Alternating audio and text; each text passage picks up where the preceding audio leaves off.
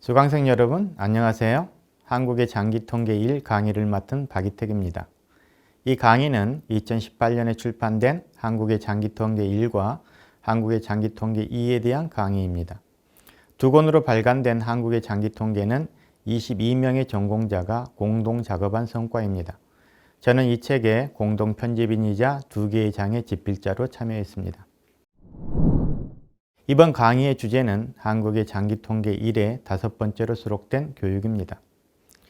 국민경제 순환과 거시경제 성과 모식도에서 경제활동 주체는 생산자, 가계, 정부가 있는데 가계에서는 임금과 자산 수입을 재원으로 하여 인구의 재생산 및 인적자본 형성이 이루어집니다. 여기에서는 교육을 가계와 관련된 것으로 위치시켜 놓았지만 교육을 통해 형성된 인적 자본은 노동력의 질에 영향을 미치기 때문에 생산 요소 시장과 연결되어 있습니다. 물론 교육의 가치는 생산에 대한 기여에 국한되는 것은 아닙니다. 교육은 인간개발 지수 지표로 포함되어 있는데 이것은 교육 그 자체가 경제 발전의 지표임을 의미합니다. 뿐만 아니라 교육은 근대적 경제 성장으로 이행 과정의 실태를 파악하기 위한 핵심적인 통계입니다. 메서스적 정체에서 근대적 경제 성장으로의 전환은 인구 변천을 동반하는데 고수산율에서 저출산율로 전환은 자녀의 양에서 자녀의 질이라는 변화를 동반합니다. 자녀의 질이란 자녀에 대한 교육 투자를 의미합니다. 그런데 교육에 대한 통계는 근대적 교육기관이 만들어낸 행정통계가 중심을 이루고 있어 근대적 경제성장으로 전환 과정과 관련된 통계 중에서는 상대적으로 신뢰할 만한 통계입니다. 그렇지만 교육제도 변화에 대한 이해가 없으면 교육통계를 제대로 이해하기 어렵습니다. 교육제도 변천에 대한 이해를 바탕으로 교육통계에 대한 면밀한 검토가 이루어져야 합니다. 한국에서는 오래전부터 서당이나 사학, 향교, 성균관 등에서 유교적 예치국가에 걸맞는 인재들이 양성되었습니다. 서당은 각 지방에 설립된 사설초등교육기관이라고 할 수 있으며 사학과 향교는 중등교육기관에 해당하는데 사학은 서울에 설립된 관리배 중등교육기관이고 향교는 각 지방에 설립된 중등교육기관이었습니다. 그리고 성균관은 관리부 고등교육기관이었습니다. 이외에도 16세기에는 각 지방에 사설교육기관으로 서원이 설치되었습니다. 조선시대의 사학이나 향교, 성균관 등 중등 이상의 교육기관은 과거 제도를 뒷받침하기 위한 것이었습니다. 사학이나 향교에서 학력을 쌓아 소과에 응시하여 합격하면 생원이나 진사가 되었으며 성균관에서 학력을 쌓아 대과에 합격하면 관리로 나아갈 수 있었습니다. 조선시대의 교육기관은 기본적으로 과거 제도를 뒷받침하기 위한 것이었는데 이에 대한 문호는 상공업 종사자나 전인 계급을 제외하고는 모든 사람들에게 열려져 있었습니다. 다만 학업을 쌓아 과거에 급제하기 위해서는 오랜 시간이 소요되었기 때문에 자신의 전답이 있어 그 소출로 안정적인 생활을 영위할 수 있는 양반 집안의 자제가 아니면 오랫동안 수학하고 과거 시험을 치르는 진로를 걷기는 어려웠습니다. 물론 조선시대에 유교적 소양을 갖춘 인재만이 양성되었던 것은 아닙니다. 유교적 소양을 갖춘 인재를 우대하였지만 전문적 능력을 갖춘 인재를 양성하기도 하였는데 사역원, 전의감, 관상감 등과 같은 전문 교육기관에서는 전통적인 기술 관료들이 양성되었습니다. 이처럼 한국에서는 교육에 대한 오랜 역사가 있지만 어느 만큼의 사람들이 교육을 받았으며 시대적 변화는 어떠하였는지를 파악할 수 있는 통계는 거의 없습니다.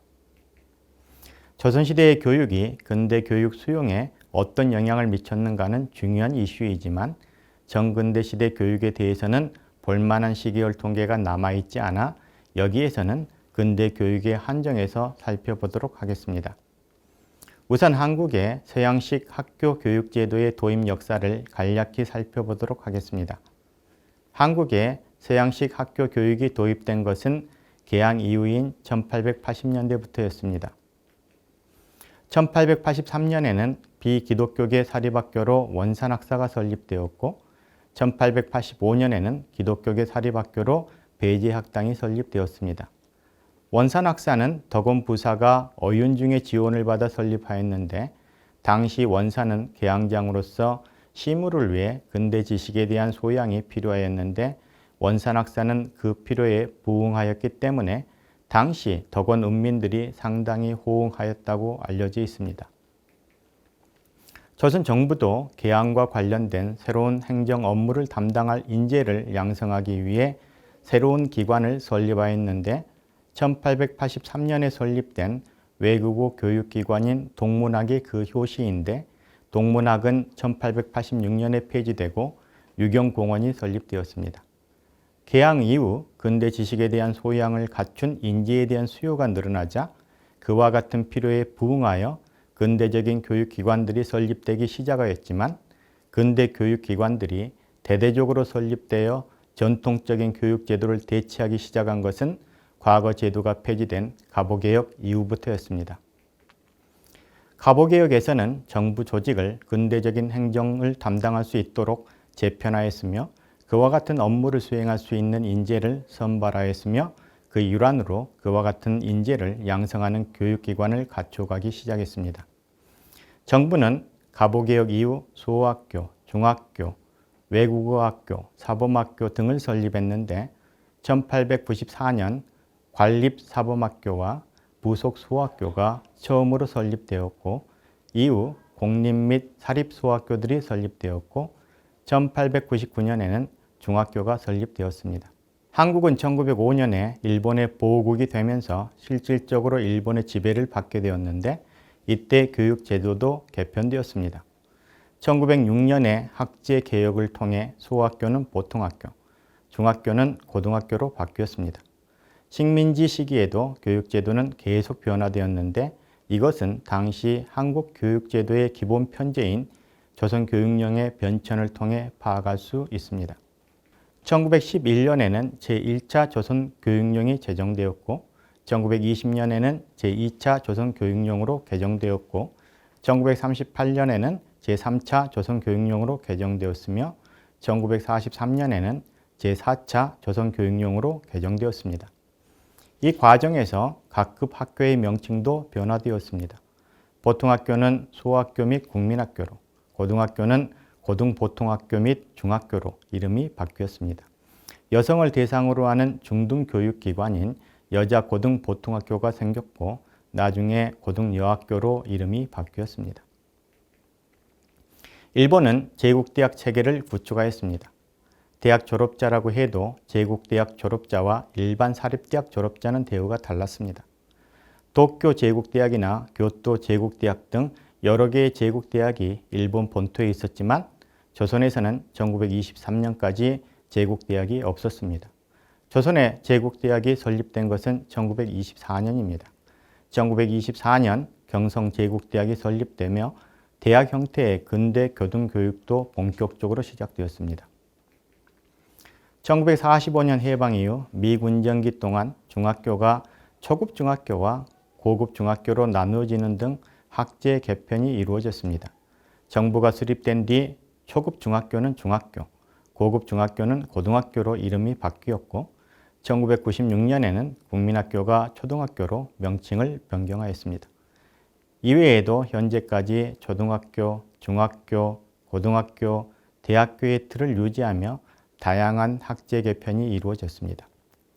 교육제도의 계략적인 변화를 소개하였는데 이것은 다음 강의에서 교육제도의 변천을 학습할 수 있는 밑그림에 해당합니다. 교육은 학교에서 교원이 학생을 가르치기 때문에 학교와 학생과 교원이 있습니다. 그리고 교육기관을 운영하기 위해서는 재정이 필요하기 때문에 교육 재정도 고찰할 필요가 있습니다. 물론 이외에도 사람들의 일반적인 교육 수준은 어떻게 변해왔으며 교육이 얼마나 충실하게 이루어졌는지도 살펴보아야 하겠습니다. 그래서 교육 부분의 통계는 5개의 그룹으로 나누어 제시하였습니다. 학교와 학급, 학생, 교원, 교육재정, 기타가 그것입니다. 학교와 학급, 학생, 교원 자료는 모두 각 연도 후 특정 시점에서 정부의 교육 당국이 파악한 총량을 나타내는 행정통계로 항목에 따라 가장 이르게는 1906년부터 가장 최근으로는 2016년까지 자료가 수집되었습니다. 교육재정 통계는 교육당국의 각 학년도별 세입 및 세출 예산 자료를 제시했습니다. 이외에도 교육통계를 교육당국이 가공하여 생성한 결석률, 교육통계와 인구통계를 결합하여 계산한 취약률, 표본조사 자료를 통해 추계한 사교육 참여율과 교육당국의 행정통계이지만 여타의 분류에 해당하지 않은 교원의 주당 수업시간 및 검정고시 관련 통계를 기타로 묶어 제시했습니다. 통계표는 식민지기와 해방 이후 학제가 다르고 식민지기는 남북한 전체에 대한 통계인 반면 해방 이후는 남한으로 한정되었다는 점을 고려하여 식민지기와 해방 이후로 나누어 작성했습니다. 이제까지 근대적 경제성장 과정을 파악하는 데 있어 교육통계의 중요성, 한국에서 서양식 학교 교육제도의 수용 및 변천, 표 구성에 대해 살펴보았습니다. 이 표들을 잘 활용하기 위해서는 이 표들에 제시된 숫자들이 어떤 통계 조사 체계 속에서 나왔는지, 이 통계들을 사용할 때에는 어떤 점에서 주의해야 하는지 등에 대해 알아야 하겠습니다. 그리고 이 통계들이 보여주는 한국 교육의 역사적 전개 과정에 대한 전반적인 흐름을 파악하고 있다면 통계를 이해하고 활용하는 데 도움이 되겠습니다. 다음에는 이에 대해 살펴보도록 하겠습니다.